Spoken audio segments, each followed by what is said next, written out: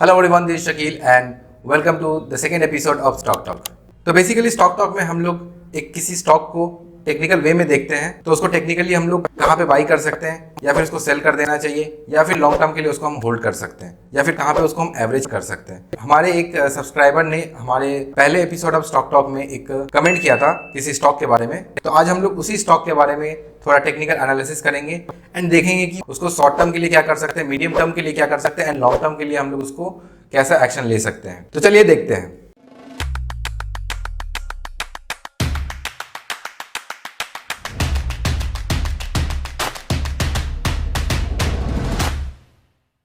तो आज हम लोग बात करने वाले हैं एमी ऑर्गेनिक के बारे में। तो as per screener Amy organic जो है वो आपका केमिकल सेक्टर में ये काम करता है। तो अगर आपको भी इसका डिटेल में देखना है कि ये क्या काम करता है एंड ऑल, आप screener.in में जाके आप इसको चेक कर सकते हैं अगर आपको इसका डिटेल चाहिए। तो अगर आपको इसका फंडामेंटल्स या फिर उसका ओवरव्यू चाहिए कि ये कंपनी क्या काम करता है, इसका मार्केट कैपिटलाइजेशन कितना है, जैसे आप यहाँ पे देख सकते हैं, ये सारा डिटेल आपको मिल जाएगा। तो आज हम लोग इसका टेक्निकल पूरा देखेंगे। टेक्निकली ये पहले क्या कर चुका है, अभी ये क्या कर रहा है एंड आगे चलकर ये क्या कर सकता है, किस चीज़ का पॉसिबिलिटी है। तो आते हैं हम लोग चार्ट पे। तो आज हम लोग इसका वीकली चार्ट देखेंगे। तो जैसे कि इसका आईपीओ ज़्यादा टाइम हुआ नहीं है, तो हमारे पास ज़्यादा कैंडल मिलेगा नहीं, तो हम लोग फिर भी वीकली देख रहे हैं। वीकली में एक अच्छा खासा कैंडल है हमारे पास, एटलीस्ट एक पैटर्न टाइप बना रहा है कुछ, ये एक डिसेंडिंग ट्रायंगल टाइप कुछ बना रहा है। तो हम लोग इसको और डिटेल में एनालिसिस करते हैं क्या ये कर चुका है एंड कहाँ पे इसने लॉन्ग टर्म इन्वेस्टर को कहीं ना कहीं पे ट्रैप करके रखा है, या फिर बहुत से ऐसे इन्वेस्टर हैं जिनके पोर्टफोलियो में इधर ये नेगेटिव रिटर्न दे रहा है, किसी का ये पॉजिटिव रिटर्न भी दे रहा है, बट किसी का ये जो रिटर्न दे रहा है ये काफ़ी स्टैग्नेंट है, मतलब कहीं ना कहीं फंसा हुआ है। लाइक कभी कॉस्ट टू कॉस्ट में रहता है, कभी थोड़ा सा लॉस देता है, कभी प्रॉफिट में आता है। बट ऐसे बहुत से लोग हैं जिन्होंने टॉप में बाई करके रखा है, उनको अभी एक लॉसेस दिख रहा है, ज़्यादा लॉसेस नहीं दिख रहा है, फिर भी एक माइनर लॉसेस दिख रहा है। तो कहीं पे ये ज़्यादा लॉसेस ना हो जाए तो उसके पहले हमें निकालना है। ये सब कुछ हम लोग आज डिटेल में एनालिसिस करेंगे। तो सबसे पहले इसने कहाँ पे ट्रैप किया है, तो जैसा कि हम यहाँ पे देख सकते हैं कि मार्केट कहीं ना कहीं, जो कहते हैं लोग कि मार्केट अगर गिर रहा है उसके बाद कहीं पे अगर डब्ल्यू पैटर्न बनता है तो वहाँ से हम लोग रिवर्सल एक्सपेक्ट कर सकते हैं। बट क्या है कि डब्ल्यू चलो फेल कर सकता है, बट अगर बार बार वो डब्ल्यू अगर बना रहा है और फेल कर रहा है तो इसका मतलब क्या है, वो ऊपर जाने का कोई मूड नहीं है, या फिर उसका कोई उसके पीछे कोई फंडामेंटल रीज़न नहीं है जो उसको ऊपर लेके जाए। ठीक है, तो यहाँ पे कैसे लोग ट्रैप हो रहे हैं ये हम लोग पहले बात कर लेते हैं। तो सबसे पहले अगर हम यहाँ पे देखें तो एक छोटा सा हम यहाँ पे डब्ल्यू टाइप कुछ दिख रहा है। यहाँ पे ये डब्ल्यू दिखा, ये ब्रेक करके ऊपर भी गया, बट कहीं ना कहीं ये ऊपर ज़्यादा सस्टेन नहीं कर पाए, वापस से ये डब्ल्यू को फेल कर गया। एंड अगर हम लोग वापस ध्यान से देखें तो उसके बाद जब ये नीचे गिरा, नीचे गिरने के बाद वापस यहाँ पे एक डब्ल्यू बनाता है, डब्ल्यू बनाने के बाद ऊपर जाता है, ऊपर जाने के बाद ये रेस टू रिवॉर्ड काफ़ी अच्छा, अगर कोई पोजिशनल ट्रेडर था तो उनके लिए काफ़ी अच्छा यहाँ पे प्रॉफिट दिया है, बट उसके बाद ये वापस फॉल कर गया। तो इसका क्या मतलब पता चल रहा है हमें कि ये जो जोन है, जिस जोन में हम लोग यहाँ पे फंसे हुए हैं, ये जो जोन है, इस जोन के अंदर कोई भी प्राइस पैटर्न बना रहा है वो काम नहीं कर रहा है। तो अल्टीमेटली अब हम लोग क्या कर सकते हैं, तो अगर हमें इसका कोई वैलिड प्राइस एक्शन अगर चेक करना है, या फिर हमें इसका कोई प्राइस एक्शन पे अगर काम करना है, तो सबसे पहले हमें इसका 1200 का जो लेवल है, 1200 जो लेवल है, इसके लेवल के ऊपर अगर ये कोई प्राइस एक्शन बनाता है फिर जाके हम लोग उसको कंसिडर कर सकते हैं। क्योंकि अगर आपको लग रहा है कि अभी ये सस्ते में मिल रहा है, तो सपोज आपको अभी 1000 रुपये में मिल रहा है, कल को ये 1200 रुपये चल जाएगा तो आपको लगेगा कि 200 रुपये मिस हो गया, बट ऐसा नहीं है। आपको कंफर्मेशन मिलता है तो उसके बाद आपको आपका रिटर्न मिलेगा। लेकिन मैं कंफर्मेशन का बात क्यों कर रहा हूँ, क्योंकि आपको मैं कुछ ऐसा एग्जांपल भी दिखाने वाला हूँ जहाँ पे आपको पता चलेगा कि कोई भी प्राइस सस्ता नहीं होता है, प्राइस कहीं ना कहीं वो नीचे जाता है। अगर आप 2 रुपये का स्टॉक लो वो भी सस्ता नहीं है, अगर आप 1000 रुपये का स्टॉक ले रहे हैं वो भी सस्ता नहीं है, क्योंकि 2 रुपये का स्टॉक आपका 50 पैसे भी आ सकता है, जहाँ पे आपका huge percentage of wealth wipe out हो सकता है। एंड आपका 1000 रुपये का स्टॉक भी अगर वो 2 रुपये 3 रुपये या फिर 50 पैसा भी आ सकता है। हिस्ट्री में ये हम लोगों ने ऐसा बहुत से स्टॉक्स को देखा है। एंड आज हम लोग ऐसे ही रिसेंटली लिस्टेड कुछ कंपनीज को देखेंगे जिसका कुछ सेम सिमिलर पैटर्न रहा है, एंड उसके बेसिस में हम लोग काम करेंगे। क्योंकि टेक्निकल एनालिसिस जब हम लोग कर रहे हैं तो क्या होता है कि आज हम लोग अगर टेक्निकल एनालिसिस किसी स्टॉक में कर रहे हैं तो उसका क्या मतलब हो जाता है, उसका मतलब हो जाता है कि आगे वो क्या कर सकता है, ये हमें कैसे पता है। तो फर्स्ट ऑफ ऑल इसके लिए हम लोग पास्ट देखते हैं कि पास्ट में वो क्या कर चुका है। तो टेक्निकल एनालिसिस का मतलब ये हो गया कि पास्ट में वो क्या किया है, एंड सेम चीज अगर वो अभी कर रहा है तो वो आगे क्या कर सकता है, सेम चीज वो दोहरा सकता है, because history tends to repeat. तो जैसा कि मैंने आपको अभी बताया कि कुछ ऐसा मैं आपको लिस्टेड स्टॉक दिखाऊंगा जो रिसेंटली लिस्टेड हुआ है एंड उसका परफॉर्मेंस कहाँ पे जाके खराब हो चुका है। तो चलिए पहले हम लोग स्टार्ट करते हैं SBI कार्ड से। तो हम लोग अगर SBI कार्ड को देखते हैं तो SBI कार्ड में हम लोग आते हैं वीकली चार्ट में। तो यहाँ पे हमने वीकली चार्ट खोला। वीकली चार्ट को अगर हम लोग ध्यान से देखें, ज़्यादा कुछ हमें नहीं देखना है, बस पहला जो वीकली कैंडल होता है, ये जो हमारा पहला वीकली कैंडल है, इसके नीचे जब भी स्टॉक जाता है तो ये अच्छा खासा नीचे चला जाता है।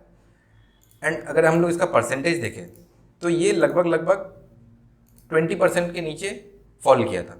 ऑब्वियस बात हो सकता है कि हाँ SBI कार्ड फंडामेंटली बहुत अच्छा है, बट ज़रूरी नहीं कि उसका प्राइस कभी नीचे आ नहीं सकता, क्योंकि जो प्राइस का मूवमेंट होता है वो डिमांड एंड सप्लाई में होता है। जितना भी स्ट्रॉन्ग फंडामेंटल स्टॉक हो या फिर जितना भी वीक फंडामेंटल स्टॉक हो, कुछ भी हो, उसका प्राइस का जो मूवमेंट होता है वो आपका डिमांड एंड सप्लाई में होता है। सपोज आपको कभी दिख रहा है कि कोई बहुत अच्छा खासा एक फंडामेंटल स्टॉक है जिसका प्राइस आपका डाउनफॉल कर रहा है, हो सकता है उसके पीछे कुछ टेम्पररी न्यूज का इफेक्ट हो, इसकी वजह से वो प्राइस नीचे जा रहा है। क्योंकि बेंजामिन ग्राहम जी ने बोला था कि वो एक बहुत बड़े इन्वेस्टर है, ठीक है, तो उन्होंने बोला था शॉर्ट टर्म के लिए स्टॉक मार्केट आपका वोटिंग मशीन है एंड लॉन्ग टर्म के लिए स्टॉक मार्केट आपका वेटिंग मशीन है, ठीक है। इसमें इसका मतलब क्या हो जाता है कि शॉर्ट टर्म में क्या होता है, डिमांड एंड सप्लाई की वजह से प्राइस मूवमेंट करता है up and down, but long term में अगर वो स्टॉक अच्छा है तो उसका प्राइस कहीं ना कहीं ऊपर जाएगा एंड आपको एक अच्छा खासा रिटर्न दे के जाएगा। तो अगर आपको कभी भी कोई भी ऐसे स्ट्रॉन्ग फंडामेंटल स्टॉक अगर दिख रहा होगा किसी सस्ते प्राइस में, तो उसमें आपको वेट करना है कि कहाँ पे वो एक रिवर्सल बना सकता है एंड किस पोजीशन से वो पहले अपना एक अपमूव दे चुका है एंड इस टाइम वो अपना अपमूव दे सकता है। तो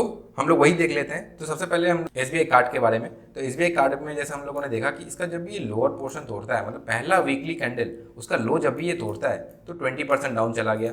अगर हम लोग दूसरा किसी स्टॉक को देख लेते हैं जैसे पेटीएम, ठीक है, इसने बहुत किसी को दुख दर्द पीड़ा दिया है, तो समझ सकते हैं, और काफ़ी अच्छा खासा इसका डाउनफॉल हो चुका था। तो इसमें भी अगर आप देखें कि अगर कोई वीकली कैंडल वेट कर जाता उसके बाद अगर सोचता कि हाँ इसमें चलो बाई करते हैं, तो ऐसा नहीं है कि IPO में अप्लाई करना गलत बात है, बट किसी को वो पैसा बना के देता है, बट बहुत किसी का लॉसेस भी जाता है। तो आपको आपका होमवर्क खुद करना पड़ेगा एंड देखना पड़ेगा कि आगे वो क्या कर सकता है एंड उसके हिसाब से आपको इन्वेस्ट रेट जो भी करना है आप कर सकते हैं। तो जैसे हम लोग पेटीएम का देख रहे हैं, उसका भी पहला वीक कैंडल था, पहला वीकली कैंडल के नीचे जब भी हो गया वो वहां से लगभग 65% के आसपास वो डाउनफॉल किया। अब हमारा तीसरा स्टॉक आ जाता है नाइका। तो नाइका को अगर हम लोग ध्यान से देखें तो ये काफी अच्छा खासा पैसा बना के दी, जिसका IPO अलर्ट हो चुका था। बट एक चीज है कि जब अलर्ट हो चुका था उसके बाद जिन्होंने बाई किया था उनके लिए तो ये काफी अच्छा खासा लॉसेस दे के गया है। बिकॉज अगर हम लोग यहाँ पे भी देखते हैं तो पहला जो वीकली कैंडल है वो काफी अच्छा खासा बुलिश बनाया, नो डाउट, बट उसके नीचे ही जब भी गया है तो वहां से जो नीचे गया, ठीक है, आप देख ही सकते हैं, एक अच्छा खासा डाउनफॉल किया एंड अपने इन्वेस्टर्स को काफी अच्छा खासा लॉसेस में डाल के रखा है। ये भी लगभग 40% के आसपास डाउनफॉल किया था एंड अभी भी 35% के आसपास लॉसेस में चल रहा है। तो अगला आ जाता है हमारे लिए LIC। तो LIC भी लोग कह रहे थे काफी अच्छा स्टॉक है, बट लिस्टिंग होने के बाद आप देख सकते हैं पहला वीक कैंडल का नीचे जब भी हो गया वो भी अच्छा खासा डाउनफॉल किया एंड उसके बाद हम दूसरा कोई स्टॉक अगर देख लेते हैं, जैसे हमारा एक बेस्ट एग्रो के नाम से एक स्टॉक है, इसको अगर हम लोग देखें तो ये भी पहला वीक कैंडल के अगर नीचे जब गया है तो ये अच्छा खासा फॉल किया है। उसके बाद हमें इसका मोमेंटम देख के फिर इसको लॉन्ग की तरफ देख सकते थे, वो अलग बात है, बट ये कभी भी अपना वीकली कैंडल, पहला वीकली कैंडल जो होता है उसके नीचे अगर ये ट्रेड करना चालू करता है तो ये पूरा वीक बन जाता है। एंड हमारा आखिरी जो स्टॉक था ये भी हम देख सकते हैं, ये अच्छा खासा एक रिटर्न दिया। रिटर्न देने के बाद ये जब नीचे आ रहा था, ये अपना लिस्टिंग कैंडल का वीकली कैंडल में जब ये उसका नीचे जाने लगा तो ये अच्छा खासा फॉल किया। तो ये था हमारा past data with some examples. So what to do now, तो अब हम लोग क्या कर सकते हैं। तो जैसे हम लोगों ने अभी जस्ट डिस्कस किया टोटल 6 स्टॉक को लेके कि कभी भी वो अपना वीकली कैंडल के, मतलब पहला वीकली कैंडल के नीचे अगर जाता है तो वो किस तरह से डाउनफॉल करना चालू कर देता है। तो सेम सिनेरियो यहाँ पे भी हो सकता है। तो अभी के लिए यहाँ पे हम क्या कर सकते हैं, तो अगर आपका पोजीशन है पहले से तो आप, सिंपल सा बात है, आप यहाँ पे जो सबसे लोएस्ट पॉइंट है अभी तक का, आपका स्टॉप लॉस समवेयर अराउंड 750 के आसपास आएगा। आप यहाँ पे 750 का स्टॉप लॉस आप रख सकते हैं एंड उसके नीचे अगर कभी भी जाता है तो आप उसको निकाल देंगे एंड उसके नीचे फिर अगर जाने के बाद अगर कोई प्राइस एक्शन बनाता है फिर जाके हम लोग एंटर कर सकते हैं। तो अभी कोई प्राइस एक्शन अगर इस रेंज के अंदर बनाता है, सपोज इस ट्राइंगल के अंदर अगर कोई प्राइस एक्शन बनाता है तो वो काम नहीं कर रहा है। जैसे कि हम लोगों ने देखा कि यहाँ डब्ल्यू बनाया फेल कर गया, फिर यहाँ डब्ल्यू बनाया वो भी फेल कर गया। तो अभी अगर वो उस ट्राइंगल के अंदर रहना चाहता है तो ठीक है, आप उसको रहने दीजिए, आप उसको हाथ मत लगाइए। अगर वो 1200 के ऊपर चला जाता है एंड वहाँ पे अगर कोई प्राइस एक्शन बना रहा है तो फिर ठीक है, हम लोग उसको फिर लॉन्ग साइड के लिए देख सकते हैं। बट अगर ये 750 के नीचे अगर आ जाता है तो हम लोग इसको निकाल देंगे। तो अगर ये फॉल कर जाता है, इनकेस अगर ये 750 के नीचे आ जाता है एंड उसके बाद हम लोग इसको कैसे एंट्री ले सकते हैं, तो सिंपल सा लॉजिक है, आपको एक डब्ल्यू पैटर्न टाइप कुछ देखना पड़ेगा। जैसे यहाँ पे आप देख सकते हैं एक डब्ल्यू पैटर्न टाइप है, ठीक है, इसके ऊपर जब ये जाता है फिर जाके हम लोग एंटर कर सकते हैं। बट अभी आपको कॉशियस रहना पड़ेगा इस स्टॉक को लेके। हो सकता है ये स्टॉक फंडामेंटली बहुत अच्छा हो, वीक हो, मैं उस पर कोई कमेंट नहीं कर रहा, बट टेक्निकली अभी ये इस रेंज के अंदर तो ये कुछ नहीं करने वाला, इस तरह का लग रहा है, क्योंकि पहले भी ये इस रेंज के अंदर कुछ नहीं किया, अभी भी हो सकता है कि इस रेंज के अंदर ये फंसा हुआ रहे एंड कुछ ना करे। तो फिलहाल के लिए हम लोग ऐसे भी देख सकते हैं, लाइक कि अगर ये इस रेंज, जो ये रेक्टेंगल रेंज बना रहा है कुछ, ठीक है, इस रेक्टेंगल रेंज के ऊपर भी अगर जाता है तो जाके हम लोग कुछ एक पॉजिटिव सिनेरियो देख सकते हैं। इस रेक्टेंगल के ऊपर अगर नहीं जाता, अगर इसके अंदर ही कहीं ना कहीं फंसा हुआ रहता है, तो फिर हम लोग इस पर उतना ध्यान नहीं लगाएंगे, ठीक है। क्योंकि कैपिटल अगर हम लोग यहाँ पे प्लॉट कर देते हैं एंड वो स्टैग्नेंट रह जाता है, हमें कोई रिटर्न अगर नहीं देता है, तो कोई फायदा नहीं बनता है इसमें पैसा डाल के। एंड अभी बिना कंफर्मेशन का हम लोग कोई एंट्री भी नहीं लेंगे, क्योंकि अगर 750 के नीचे अगर जाता है तो हम लोग इस पर कोई लॉन्ग पोजीशन बना के नहीं रखेंगे, क्योंकि ये उसके नीचे वीक हो जाएगा एंड 20-30% या फिर उससे ज़्यादा भी आपको ये डाउनफॉल दिखा सकता है। तो आपके पोर्टफोलियो के एक अच्छा खासा नेगेटिव रिटर्न ये दिखा सकता है, तो उससे अच्छा है कि आप वेट कर सकते हैं। तो ओवरऑल हमें क्या समझ में आता है, तो जो एग्जिस्टिंग इन्वेस्टर है वो क्या कर सकते हैं, 750 के आसपास अगर जाता है तो आप स्टॉक को निकाल सकते हैं स्टॉप लॉस मेंटेन करते हुए। तो जो नए इन्वेस्टर हैं उनको भी वेट करना पड़ेगा, इधर अपसाइड के लिए 1150 या फिर 1200 के लेवल्स को अगर हम लोग वेट करें तो हमारे लिए बेटर रहेगा। या फिर अगर ये नीचे चला जाता है, 750 के नीचे चला जाता है, तो आपको बहुत अच्छा खासा एक प्राइस में मिल सकता है, अगर ये फंडामेंटली बहुत अच्छा है तो यहाँ पे अगर ये नीचे चला जाता है, फिर एक डब्ल्यू पैटर्न कुछ बनाता है, तब जाके हम लोग यहाँ पे एंट्री करेंगे with smaller and pre defined stop loss. अगर आप इसमें स्विंग ट्रेडिंग करने का सोच रहे हैं तो आपके पास एक अच्छा अपॉर्चुनिटी आ सकता है कभी भी, अगर आपको 840 या फिर 850 के लेवल्स में अगर जब भी वो आता है, लाइक ये जो लाइन है यहाँ पे, ये जो सपोर्ट एरिया है हमारे पास, इसमें आप बाई कर सकते हैं। स्टॉप लॉस आप 750 का रख सकते हैं।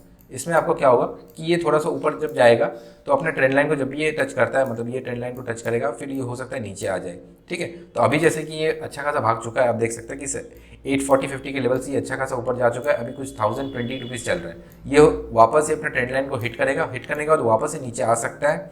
एंड वापस से अगर आप स्विंग ट्रेडिंग करना चाहते हैं तो आपके लिए बहुत सूटेबल रहेगा, क्योंकि आप उसमें 750 का स्टॉप लॉस लेके आप काम कर रहे हैं। बट अगर आप इन्वेस्टिंग करना चाहते हैं तो एक बार में पूरा कैपिटल आप यहाँ पे इन्वेस्टमेंट के लिए मत लगाइए। हाँ, अगर ये क्या होता है कि आपने स्विंग ट्रेड के लिए यहाँ पे लिया एंड स्विंग ट्रेड लेने के बाद आपका ये अच्छा खासा मोमेंटम दे दिया, ये ट्रेंड लाइन को भी तोड़ दिया, तोड़ने के बाद ये अपना रेक्टेंगल जो जोन बनाया था हम लोगों ने, ये वाला, ये 1200 के ऊपर भी चला गया, ठीक है। तो आप क्या कर सकते हैं, एज एन स्विंग ट्रेड आप यहाँ पे एक छोटा सा एंट्री ले सकते हैं आपके रिस्क एपेटाइट के हिसाब से। उसके बाद आप क्या कर सकते हैं, जब ये 1200 के ऊपर जाएगा तो आपका स्टॉप लॉस और थोड़ा छोटा हो जाएगा, फिर आप वहाँ पे स्विंग के बेसिस में आप स्टॉप लॉस रखेंगे, उसके बेसिस में स्टॉप लॉस रख के आप उसको कैरी फॉरवर्ड कर सकते हैं फॉर लॉन्ग टर्म इन्वेस्टमेंट, या फिर आप लॉन्ग टर्म पोजीशन के लिए रख सकते हैं उसको। तो जैसा कि अगर आपको फंडामेंटल चेक करना है तो मैंने आपको एक साइट दिखाया कि screener.in में आप जाके चेक कर सकते हैं, आपको फंडामेंटली बहुत कुछ वहाँ पे दिख जाएगा।